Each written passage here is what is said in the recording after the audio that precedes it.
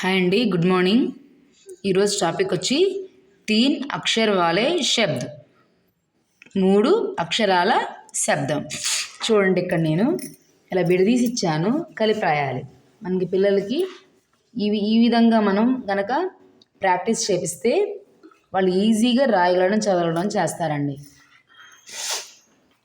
కా లా మా కలం, కా మా లా కమల్, ఉ చా లా ఉషల్.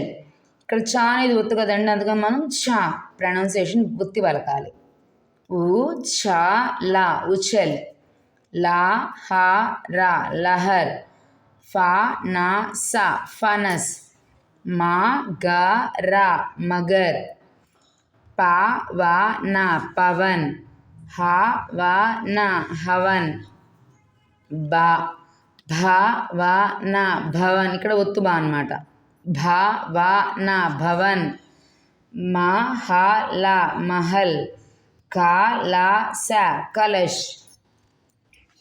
చూసారు కదండి, చాలా ఈజీగా ఉన్నాయి వర్డ్స్. ఇలా ఇదే విధంగా మనం పిల్లలకి ప్రాక్టీస్ చేపిస్తే చాలా ఈజీగా నేర్చుకుంటారు, చదవడం కూడా చదవగలుగుతారు, ఎగ్జామ్స్లో కూడా బాగా రాస్తారండి. ఈ ప్యాటర్న్లో మీరు వర్డ్స్ని ఫస్ట్ చదివించండి, ప్రాక్టీస్ చేయించండి.